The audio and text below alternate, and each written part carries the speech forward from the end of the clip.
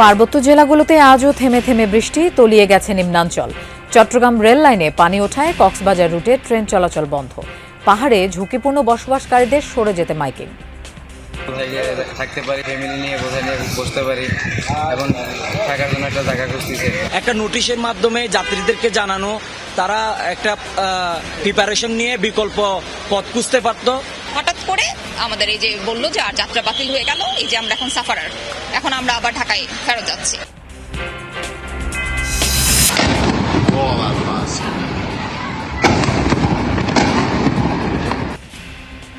ইরানের গুরুত্বপূর্ণ দ্বীপ ও বন্দরে দফায় দফায় যুক্তরাষ্ট্রের বোমা নিক্ষেপ। বাহরাইন ও কুয়েতে ৮৫ মার্কিন স্থাপনায় পাল্টা হামলা তেহরানের।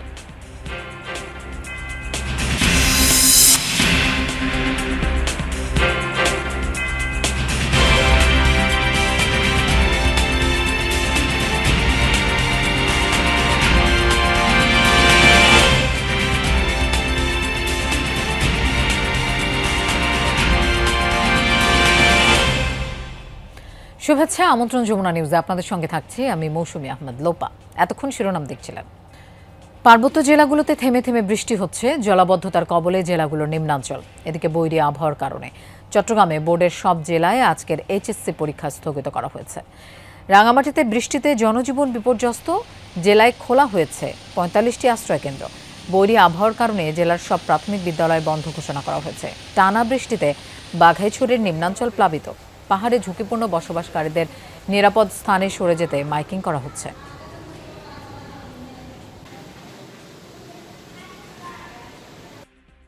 পাহাড় ধসের সম্ভাবনা বেশি, এজন্য আসছি।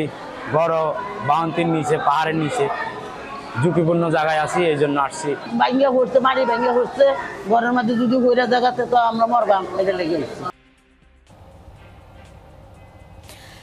বান্দরবানের সাঙ্গু নদীর পানি বেড়ে শহরের আর্মিপাড়া, কাশিমপাড়া সহ নিম্নাঞ্চল প্লাবিত। দুর্ভোগ পোহাতে হচ্ছে স্থানীয়দের। অনেকেই আশ্রয়কেন্দ্রের দিকে ছুটছেন। এরই মধ্যে জেলায় ২২০টি আশ্রয়কেন্দ্র খোলা হয়েছে। পাহাড় ধসের শঙ্কায় ঝুঁকিপূর্ণ এলাকায় বসবাসকারীদের নিরাপদ স্থানে সরিয়ে নিতে তৎপর প্রশাসন। পানি আস্তে আস্তে বাড়তেছে, এখন কোথায় গিয়ে থাকতে পারি, ফ্যামিলি নিয়ে কোথায় নিয়ে বসতে পারি এবং থাকার জন্য একটা জায়গা খুঁজতেছে। ঘরে পানি একাডু হয়ে গেছে। আমরা পাহাড়ের নিচে আর কি ওই সমতল মসজিদের ওখানে থাকবো। খাগড়াছড়িতে থেমে থেমে ভারী বর্ষণ হচ্ছে, তবে নদ নদীর পানি কিছুটা কমায়। নিম্নাঞ্চলের কয়েকটি এলাকা থেকে নেমে গেছে পানি। তবে লামাপাড়া, প্যারাছড়া সহ কয়েকটি জায়গায় জলাবদ্ধতা রয়েছে। জেলায় ২৫টি আশ্রয়কেন্দ্র খোলা হয়েছে। খাগড়াছড়ি সাজেক সড়কের বাঘাইহাট এলাকায় পানি ওঠায় এই রুটে বন্ধ যান চলাচল। এদিকে রাতে বৃষ্টি হয়নি চট্টগ্রামে। সকাল থেকে টানা বৃষ্টিতে বিভিন্ন জায়গায় দেখা দেয় জলাবদ্ধতা। চান্দগাঁওয়ের শমশের এলাকায় রেললাইন পানিতে ডুবে থাকায় চট্টগ্রাম থেকে বিভিন্ন রুটে ট্রেন চলাচল বন্ধ। এদিকে টানা ভারী বৃষ্টিপাত ও বন্যা পরিস্থিতির কারণে চট্টগ্রাম শিক্ষা বোর্ডের আওতাধীন সব জেলায় আজকের এইচএসসি ও সমমানের পরীক্ষা স্থগিত করা হয়েছে। এসব জেলায় পরীক্ষার তারিখ পরে জানিয়ে দেওয়া হবে।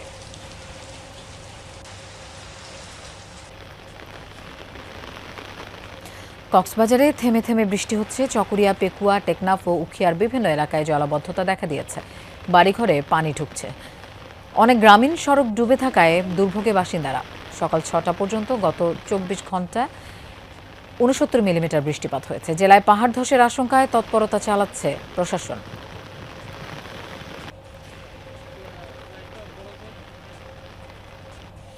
দর্শক, আবহাওয়া পরিস্থিতির খবর জানবো সহকর্মীদের কাছ থেকে। শুরুতেই চট্টগ্রামে যেতে চাই, সেখানে আছেন আলামিন শিকদার। আলামিন, নগরের কোন কোন এলাকায় জলাবদ্ধতার সৃষ্টি হয়েছে বেশি, সেটি একটু জানাবেন এবং জনভোগান্তির বিষয়টিও জানতে চাই। লোপা, চট্টগ্রামের আগ্রাবাদ সব থেকে নিচু এলাকা, সেই জায়গাটিতে আমরা রয়েছি।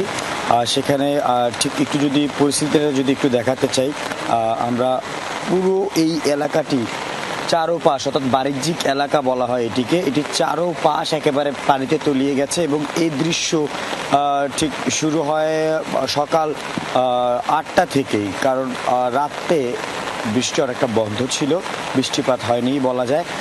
তবে যখনই ভারী বৃষ্টিপাত শুরু হয়, ঠিক ২ থেকে ৩ ঘন্টার ভারী বৃষ্টিতে কিন্তু আমরা দেখতে পাচ্ছি যে ঠিক গতকালকে যে দৃশ্য ছিল একই চিত্র আমরা আবার দেখতে পাচ্ছি যে 2 থেকে 3 ঘন্টার ভারী বর্ষণে আবারও তলিয়ে গেছে চট্টগ্রামের এই নিচু এলাকাটি। একই অবস্থা চট্টগ্রামের জিসি, ওয়াসার মোড়, ইপিজেড, পাশাপাশি ঈশান মিস্ত্রির হাট একটি জায়গা রয়েছে, সেটি একেবারে পানিতে। সেখান যেই এলাকাগুলোর কথা বললাম সেখানকার মানুষ কোমর সমান পানিতে তলিয়ে আছে। এই যে জায়গাগুলো সেগুলোতে অফিসগামী মানুষের যাতায়াত রয়েছে, সেই অফিসগামী মানুষ বেশ ভোগান্তিতে পড়েছেন অফিসে যাতায়াতের ক্ষেত্রে।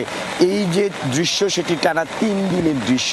যদিও গতকাল রাতে যখন বৃষ্টিপাত বন্ধ হয়, কিছুটা কমে আসে একেবারে বলা যায়, সেই সময়টিতে আমরা পানি নামতে দেখেছি। সকাল নাগাদ জোয়ারের সাথে সাথে আমরা যে বৃষ্টিপাত শুরু হয়েছে, সেই বৃষ্টিতে কিন্তু একেবারে নগরীর ঠিক আগের অবস্থায়, অর্থাৎ গত 2 দিনের যে দৃশ্য ছিল একই অবস্থায় ফিরে গেছে। গত 24 ঘন্টায় আবহাওয়া অফিসের রেকর্ড করা বৃষ্টিপাতের যে তথ্য, সেই তথ্য অনুযায়ী 394.3 মিলিমিটার বৃষ্টিপাত হয়েছে। আমরা এই যে বৃষ্টিপাতের যে রেকর্ডের কথা বললাম, সেটি গত কয়েক বছরে এমন দৃশ্য দেখা যায়নি। আবহাওয়া অফিসের রেকর্ড সেটাই বলছে। এই যে ভারী বর্ষণ, সেই ভারী বর্ষণের কারণে শুধুমাত্র এই এলাকাগুলোতে আমরা যে রিক্সাগুলো দেখছি, সেই রিক্সা ছাড়া অন্য কোনো যানবাহন চলতে পারছে না। সবগুলো যানবাহন, অর্থাৎ যেগুলো আমরা দেখি যে ইঞ্জিন চালিত, সেগুলোর বন্ধ হয়ে রয়েছে, বিকল হয়ে গেছে এই সকল স্থানে আসতে গিয়ে। আর এই যে অবস্থা, সেই ভোগান্তি বৃষ্টিপাত বাড়ার সাথে সাথে পুরো চট্টগ্রামের যে নিচু এলাকাগুলো রয়েছে সেখানকার মানুষের আমরা আলামিন দেখেই বুঝতে পারছি জনভোগান্তি কোন পর্যায়ে পৌঁছেছে। ধন্যবাদ আমাদের সাথে যোগ দেওয়ার জন্য। আমরা এবার বান্দরবানে যেতে চাই, বাটিং মার্মার কাছে। বাটিং, এই মুহূর্তে বান্দরবানের কি অবস্থা দেখছেন? পাহাড়ে যারা ঝুঁকিপূর্ণভাবে বসবাস করছে তাদের সরিয়ে নিতে প্রশাসন কি ধরনের তৎপরতা নিয়েছে? লোপা, এই মুহূর্তে গুড়ি গুড়ি বৃষ্টি হচ্ছে, অর্থাৎ আপনার ঘন্টাখানিক কিন্তু কিছুটা বন্ধ ছিল, এই মুহূর্তে আবার গুড়ি গুড়ি বৃষ্টি হচ্ছে এবং থেমে থেমে মাঝারি থেকে আবার ভারী বৃষ্টি হচ্ছে। তো এই মুহূর্তে আপনি দেখেন যে সাঙ্গু নদীর পানি কিন্তু বিপদ সীমার কাছাকাছি বয়ে যাচ্ছে এবং এখনও বৃষ্টিপাত হচ্ছে। আজকে আমি আবহাওয়া অফিসের সাথে কথা বলেছি যে 309 মিলিমিটার বৃষ্টিপাতের রেকর্ড করা হয়েছে। অর্থাৎ আপনি উজানে, অর্থাৎ থানচির, রুমা, রংছড়ির দিকে এখনও বেশ ভারী বৃষ্টিপাত হচ্ছে বলে আমরা জানতে পেরেছি এবং ওখানকার এলাকায় যে সংখ্য পাড়ের যারা বসবাস করছে তাদের কিন্তু আসলে জীবন খুব দুর্বিষহ অবস্থা, কারণ এই নৌকা ছাড়া কিন্তু তাদের চলাফেরা করা একেবারে দুরূহ ব্যাপার। ওখানে কোনো সড়ক যোগাযোগ নাই। আর পাহাড়ে পাদদেশে যারা বসবাস করছে তাদেরকে জেলা প্রশাসকের তরফ থেকে মাইকিং করা হয়েছে। তাদেরকে পাহাড়ে পাদদেশে যে যারা ঝুঁকিপূর্ণভাবে বসবাস করছে তাদেরকে নিরাপদ আশ্রয়ে সরে যাওয়ার জন্য অনুরোধ করা হচ্ছে, মাইকিং করা হচ্ছে এবং 220টি আশ্রয় কেন্দ্র খোলা হয়েছে পুরা বান্দরবান পার্বত্য জেলায়। এবং আপনার যারা দুর্গম এলাকায় যে যারা ঝুঁকিতে বসবাস করছে তাদেরকে কিন্তু নিরাপদ আশ্রয়ে সরে নিয়ে যাওয়ার জন্য অনুরোধের পাশাপাশি তারা শুকনো খাওয়ার এবং সন্ধ্যাকালীন খিচুড়ি খাবারের ব্যবস্থা করা হয়েছে এবং যতটুকু পারে প্রশাসনের তরফ থেকে কিন্তু তাদেরকে যথেষ্ট পরিমাণে সেবা দিয়ে যাচ্ছে এবং তাদেরকে নিরাপদে রাখার চেষ্টা করে যাচ্ছে। কিন্তু আমাদের অনেকেই কিন্তু এখনো অসচেতনতার কারণে তারা অনেকেই কিন্তু সেই ঝুঁকিপূর্ণভাবে বসবাস করছে, অনেকেই কিন্তু যেতে চাচ্ছে না, তাদের নিজস্ব ঘর বাড়ি ছেড়ে যেতে চাচ্ছে না।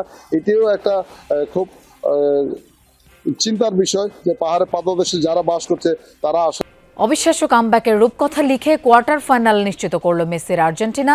2-0 পিছিয়ে থাকা আলবিসেলেস্তাদের 13 মিনিটের ঝড়ে লন্ডভন্ড মিশরের স্বপ্ন।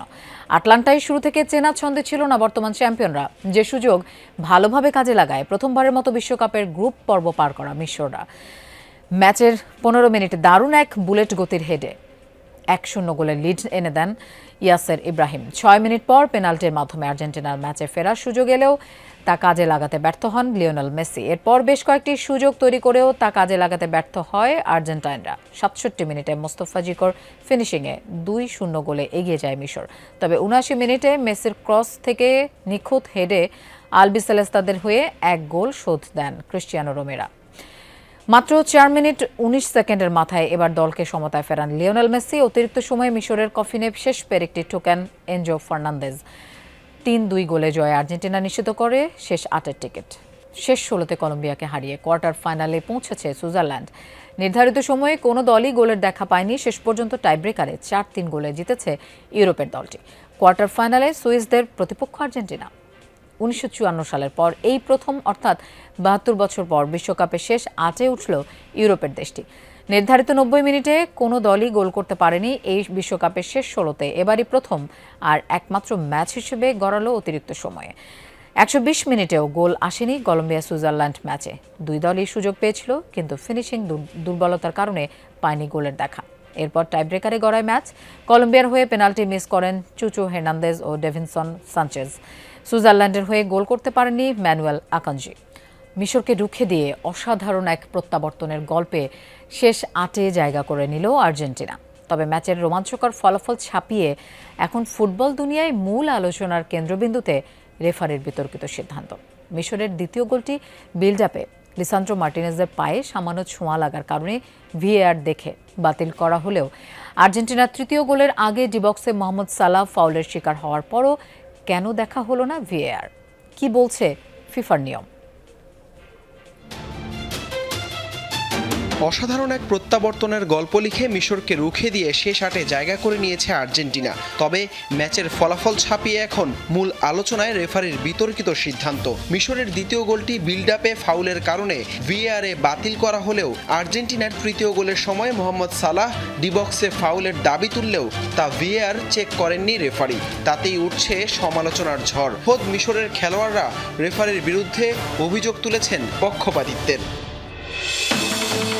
ফিফার নিয়ম অনুযায়ী কোনো খেলোয়াড় প্রতিপক্ষের পায়ে বুট দিয়ে মারিয়ে দিলে আঘাতের তীব্রতা, উদ্দেশ্য ও গতির ওপর ভিত্তি করে সিদ্ধান্ত নেওয়া হয়। মিশরের গোলের আগে দৌড়ানোর স্বাভাবিক গতিতে লিসান্দ্রো মার্টিনেজের পায়ে সামান্য ছোঁয়া লাগলেও নিয়ম অনুযায়ী রেফারি এটিকে অসতর্ক ফাউল হিসেবে ধরেন এবং মিশরের দ্বিতীয় গোলটি বাতিল করেন। এবার আসি আর্জেন্টিনার তৃতীয় গোল নিয়ে, যেটা ঠিক একইভাবে বিল্ড আপ হয়েছিল। প্রেক্ষাপটও ছিল এক। বল নিয়ে আর্জেন্টিনার বক্সে ঢুকেছিলেন সালাহ। ঠিক তখনই ট্যাকেল করে বল দখলে নেন হুলিয়ান আলভারেজ। সেখানে বক্সেই পড়ে যান সালাহ। এরপর সেখান থেকে গোল পায় আর্জেন্টিনা। মিশর পেনাল্টির দাবি তুললেও ভিএআরে তা চেক দেননি রেফারি। ফুটবলের নিয়ম বলছে, কোনো ডিফেন্ডার যদি ট্যাকেলের সময় প্রথমে পরিষ্কারভাবে বল স্পর্শ করেন, এরপর স্বাভাবিক গতির কারণে শারীরিক সংঘর্ষ হলে তা ফাউল নয়। কিন্তু মূল বিতর্ক হলো মিশরের ফাউলটি ভিএআর দেখে গোল বাতিল করা হলে সালার পেনাল্টির দাবি কেন ভিএআরে চেক করা হলো না। যদি চেক করার পর ফাউল ধরা পড়তো তবে আর্জেন্টিনার গোল তো বাতিল হতোই, পাল্টা পেনাল্টি পেত মিশর। এই দ্বিমুখী সিদ্ধান্তের কারণেই প্রশ্ন উঠছে, ফিফা কি নির্দিষ্ট কোনো দলকে বিশেষ সুবিধাই দিচ্ছে? এর আগে গ্রুপ পর্বে অস্ট্রিয়ার বিপক্ষে ম্যাচেও একই ধরনের ফাউল আমলে নেননি রেফারি, যেখান থেকে গোল করেছিলেন আর্জেন্টাইন মিডফিল্ডার ম্যাকঅ্যালিস্টার। একের পর এক এমন ঘটনায় এবারের বিশ্বকাপে যেন তীব্র প্রশ্নবারে জর্জরিত ফুটবলের সর্বোচ্চ নিয়ন্ত্রক সংস্থা। হাসান আল মারুফ, যমুনা স্পোর্টস। ভবিষ্যতে আরও নিরপেক্ষ, অন্তর্ভুক্তিমূলক ও অংশগ্রহণমূলক নির্বাচন আয়োজনের লক্ষ্যে কাজ করছে ইসি, জানিয়েছেন নির্বাচন কমিশনার আবুল ফজল মোহাম্মদ সানাউল্লাহ। সকালে রাজধানীর একটি হোটেলে নির্বাচন পর্যবেক্ষণ, সংস্কার ও নির্বাচন ব্যবস্থা নিয়ে অংশীজনদের সঙ্গে আয়োজিত সংলাপে একথা জানান তিনি। বলেন, বিভিন্ন পর্যবেক্ষক সংস্থার মূল্যায়ন ও সুপারিশ গুরুত্বের সঙ্গে নেওয়া হচ্ছে। জাতীয় ও স্থানীয় সরকার নির্বাচন ভিন্ন আইনি কাঠামোর আওতায় অনুষ্ঠিত হয় উল্লেখ করে তিনি জানান, সংশ্লিষ্ট আইনগুলো পর্যালোচনা ও সংস্কারে কাজ চলছে। নির্বাচন পরবর্তী মূল্যায়নও সম্পন্ন করেছে কমিশন। সংলাপে ইইউ রাষ্ট্রদূত মাইকেল মিলার বলেন, বাংলাদেশের নির্বাচন ব্যবস্থার উন্নয়নে ভবিষ্যতেও সম্পৃক্ত থাকতে চায় জোট। বিশেষভাবে নারী, সংখ্যালঘু ও পিছিয়ে পড়া জনগোষ্ঠীর অংশগ্রহণ বাড়াতে ইসির সঙ্গে যৌথভাবে কাজ করার আগ্রহ প্রকাশ করেন তিনি। শিক্ষা খাতে ব্যয়ের অগ্রাধিকার ঠিক না করতে পারলে আবারও অর্থের অপচয় বৃত্তেই থেকে যাবে এই সরকার। সবার আগে দরকার শিক্ষক, শিক্ষার মান আর বিদ্যমান প্রতিষ্ঠানের উন্নয়ন। তা না করে হাজার কোটি টাকা ব্যয়ে নতুন শিক্ষা প্রতিষ্ঠান গড়ে কোনো সুফল মিলবে না বলে মত শিক্ষাবিদদের। আলামিন হক অহনের প্রতিবেদন। পাবনার এই বিদ্যালয় যেন মৃত্যুফাদ, যে কোনো সময় ভেঙে পড়ার শঙ্কা নিয়ে চলছে পাঠদান। এর মধ্যে রয়েছে চরম শিক্ষক সংকট। 400-র বেশি শিক্ষার্থীকে পড়ানোর জন্য ভরসা মাত্র 11 জন। বিল্ডিং ভেঙে ভেঙে পড়ে, আমাদের ভয় লাগে যে কখন এসে আমাদের ক্ষতি করে। পিরোজপুর সরকারি বালিকা উচ্চ বিদ্যালয় আর মানিকগঞ্জের এই স্কুলেও শিক্ষক সংকট কাটছে না বছরের পর বছর। অনেক স্কুলে অত্যাধুনিক ল্যাব থাকলেও নেই প্রশিক্ষক। এই বাস্তবতা বাংলাদেশের বহু শিক্ষা প্রতিষ্ঠানে। আর যে শিক্ষকও আছেন তাদের মান নিয়েও আছে প্রশ্ন। একজন শিক্ষককে আমরা স্যালারি দিব তার কোয়ালিফিকেশন অনুযায়ী, ডিগ্রির কোয়ালিফিকেশন না, সে কেমন শিক্ষক এর উপরে ভিত্তি করে এটা মনিটর এবং অ্যাসেস করে করা যায়। অনেক মেধাবী ছেলেমেয়েরা প্রথম চয়েস হিসেবে দিয়ে শিক্ষকতায় গিয়ে বিটার এক্সপিরিয়েন্সের কারণে আবার পরীক্ষা দিয়ে তারা আবার চলে এসেছে। বিদ্যমান শিক্ষা প্রতিষ্ঠানগুলোতেই যখন এই হাল, তখন নতুন করে হাজার কোটি টাকার প্রকল্পে নতুন শিক্ষা প্রতিষ্ঠান করার ভাবনায় উঠেছে প্রশ্ন। যতজন শিক্ষক দরকার সেখানেও দুর্বলতা আছে, অতজন শিক্ষক নাই। ভৌত অবকাঠামোর দুর্বলতা রয়েছে। তাহলে এই শিক্ষা প্রতিষ্ঠানগুলো তো আগে ঠিক করতে হবে। আমাদের শিক্ষক দিতে হবে, প্রধান শিক্ষক দিতে হবে, অধ্যক্ষ দিতে হবে, শিক্ষকদের পর্যাপ্ত প্রশিক্ষণ দিতে হবে। এই কাজগুলো হলো প্রথম। ভয় হচ্ছে আমাদের এগুলার নামে আবার ব্যুরোক্রেটসরা, পলিটিশিয়ানরা ওই নিজেদের দলীয় লোক কর্মী প্রজেক্ট বানাবে, করবে, গাড়ি টাড়ি এগুলা নিয়ে টিয়ার দেখা যাচ্ছে অফিস নিয়ে ওই টাকাটা লুটপাট হয়ে যায়। আমরা দেখছি, বিটার এক্সপিরিয়েন্স আছে, এগুলো দিয়ে হবে না। বিশেষজ্ঞরা বলছেন নতুন শিক্ষা প্রতিষ্ঠান একেবারে অপ্রয়োজনীয় নয়, কিন্তু শিক্ষা অর্থনীতির দৃষ্টিকোণ থেকে অগ্রাধিকার হওয়া উচিত বিদ্যমান ব্যবস্থাকে শক্তিশালী করা, বৃদ্ধি করতে হবে শিক্ষার মানও। আমরা প্রচুর পাইলটিং করেছি, তো আমাদের এখন আর নতুন করে পাইলটিংয়ের দরকার নেই। আমাদের অভিজ্ঞতা আছে, দীর্ঘদিনের অভিজ্ঞতা আমাদের আছে। সুতরাং আমাদের কি করা দরকার, আমাদের যে বিদ্যমান সেটআপটা আছে সমান করে না, যেখানে যতটুকু দরকার নিড অ্যাসেস করে সেইখানে কন্ট্রিবিউট করা, নতুন করে শিক্ষা প্রতিষ্ঠান না করে। বিশেষজ্ঞরা মনে করেন শিক্ষা খাতে সর্বোচ্চ সুফল পেতে শিক্ষণ পদ্ধতি, মূল্যায়ন পদ্ধতি আর দক্ষ শিক্ষকে নজর দিতে হবে সবার আগে।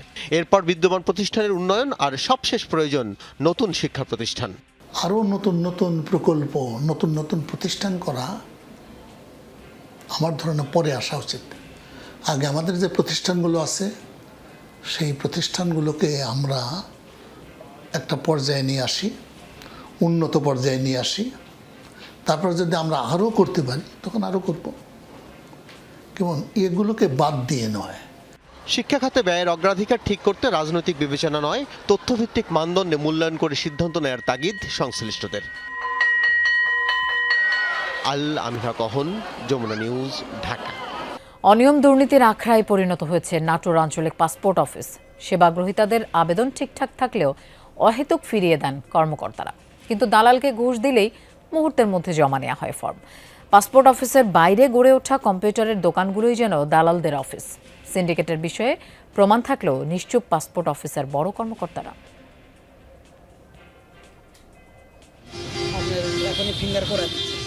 নাটোরের সিংড়া উপজেলার বাসিন্দা বিষ্ণু কুমার সরকার ছেলে ও তার বন্ধুর পাসপোর্ট করতে নাটোর আঞ্চলিক পাসপোর্ট অফিসে গিয়ে বিড়ম্বনায় পড়েন। ডাকঘর সংক্রান্ত ভুল দেখিয়ে আবেদন দুটি ফেরত দেওয়া হয়। নিরুপায় বিষ্ণু দালালের শরণাপন্ন হলে 3000 টাকার বিনিময়ে ফর্ম জমা দেওয়ার ব্যবস্থা করে দেন সুলতান আহমেদ। সুলতান কম্পিউটারের দোকানে ওনাকে যা বললাম, তো উনি বলে যে ভাই সব কিছুই ঠিক আছে, কিন্তু আপনার এক্সট্রা যদি দুইটা পাসপোর্ট মিলে যদি 3000 টাকা দেন তাহলে ওসবগুলো কাগজপত্র কিছুই লাগবে না। অভিযোগের সত্যতা যাচাইয়ে সেবা গ্রহীতা সেজে সেই দালাল সুলতানকে ফোন করা হয়। একটু তাড়াতাড়ি করা যায় কি ভাই, আমি ওই যে ইন্ডিয়াতে যাব, তো পাসপোর্টটা একটু তাড়াতাড়ি দরকার। আমি ইন্ডিয়ার ভিসারে কাজ করি, সুলতান কম্পিউটার পাশের দোকান। পাসপোর্ট আবেদনে কাবিননামা না থাকায় বিষ্ণু কুমারের মতো ফিরিয়ে দেওয়া হয় ওহেদ আলীর দরখাস্ত। তিনি আরেক দালাল শফিকুলকে 1500 টাকা ঘুষ দেন। এরপর মুহূর্তেই আবেদনটি জমা নেন পাসপোর্ট অফিসের কর্মকর্তারা। কম্পিউটারে কাগজ ছিল, সে করছে যে ওই আমার 1500 টাকা ঘুষ দিলে পরে আমরা করে দিব। পরে 1500 টাকা আমি ঘুষ দিনু, দেওয়ার পর তখন আমার কাজ ওরা ওকে করে দিল। অসম্পূর্ণ বলে যে আবেদন ফিরিয়ে দেওয়া হয়েছিল, কেন তা মুহূর্তের মধ্যেই জমা নেওয়া হলো, কর্মকর্তারা এই প্রশ্নের উত্তর দিতে পারলেন না। আমার কাজে চেক করে জমা নেওয়া, আমার কাজে চেক করে ব্যাক করা, এটাই আমার কাজ। যদি ডকুমেন্টস ফুলফিল আপ না থাকে তাহলে এটা ব্যাক যাবে, এটাই স্বাভাবিক। হ্যাঁ, প্রথমবার ঘুরে দিলেন ভাই, পরে আবার একই জিনিস 1500 টাকা দেওয়ার পর না এরকম হওয়ার সুযোগ নাই। এবার দালাল চক্রের মুখোমুখি আমরা। প্রথমে অস্বীকার করলেও এক পর্যায়ে স্বীকার করেন পাসপোর্ট অফিসের কর্মকর্তাদের 1200 টাকা দিয়ে কাজ করিয়ে নেন। বলেন আপনাকে কিছু বলবো, কাকে দিচ্ছেন এই টাকা? এই পাসপোর্ট কার সাথে আপনার যোগাযোগ? ওদের কত দিতে হয় ভাই? ওদের 1200। আর আপনি রাখেন 300 করে পাসপোর্ট? না, এটা হচ্ছে 200 টাকা আমাদের ফর্ম ফিল আপের চার্জ রাখি। না, ওর বাদেই 300 মানে 1500 টাকা। না, ওই ফাইলের মধ্যে মানে এটা করে দেয়। ভুক্তভোগীরা বলছেন পাসপোর্ট অফিসে গেলে আবেদনপত্রের নানা ভুল ধরা হয়, অথচ দালালকে টাকা দিলে সেসব ভুল নিমিষেই হাওয়া হয়ে যায়। অসাধু কর্মকর্তারা ইচ্ছাকৃতভাবেই আবেদনপত্র ফিরিয়ে দেন, এমনটাই অভিযোগ ভুক্তভোগীদের। ওরা বিভিন্ন ধরনের মানে সমস্যা ধরে যে কাগজের ভুল আছে, এই করতে হবে, তখন ওই সমস্যার কারণে আমাদের কোনোভাবেই ওরা ওইভাবে করে দেয় না। কাগজটা সাইডে নিয়ে যায়, আমাকে বলেছে যে 2000 টাকা যদি দেন তাহলে আপনার ফিঙ্গার আজকেই হবে। আমি টাকা দিলে কি করা যায়? হ্যাঁ করা যায়। কত? 6000 টাকা লাগবে। এই 6000 টাকা আমার থেকে নিয়ে আমার পাসপোর্ট রিনিউ করে দিচ্ছে। এসব দুর্নীতির বিষয়ে পাসপোর্ট অফিসের সহকারী পরিচালক দিলেন গদবাঁধা আশ্বাস, কিন্তু তিনি নিজে কি এ দায় এড়াতে পারেন? এই যে এগুলো হয়ে যাচ্ছে আপনার অফিসে, এগুলোর দায় দায়িত্ব কি আপনি এড়াইতে পারেন?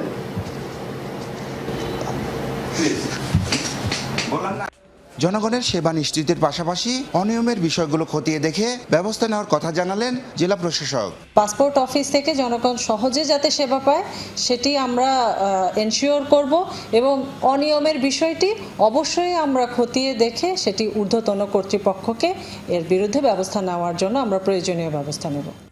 2014 সালে নাটোরের চক্রামপুরে আঞ্চলিক পাসপোর্ট অফিসের যাত্রা শুরু হয়। 2023 সালে অফিসটি বড় হরিশপুর এলাকায় নিজস্ব ভবনে স্থানান্তর করা হয়।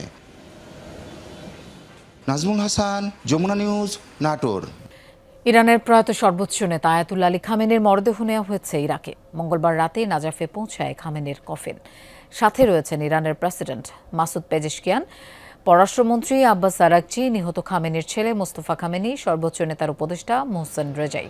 বিমানবন্দরে উপস্থিত হন ইরাকের প্রধানমন্ত্রী আলী আল জায়দি, পররাষ্ট্রমন্ত্রী ফুয়াদ হোসেন ও প্রধান বিচারপতি ফাইক জায়দান। সেখানেই অনুষ্ঠিত হয় আরেক দফা জানাজা। রাতেই বিমানবন্দরের পথে জড়ো হয় ইরাকের সাধারণ জনতাও। খামেনির মৃত্যুর শোকে মাতম করতে দেখা যায় তাদের। শিয়া মুসলিমদের কাছে বিশেষ গুরুত্বপূর্ণ শহর নাজাফ, যেখানে ইমাম আলী রহমতুল্লাহ আলাহের মাজার রয়েছে। নাজাফের পর কারবালায় নেওয়া হবে খামেনির মরদেহ। দর্শক, এই ছিল যমুনা নিউজ।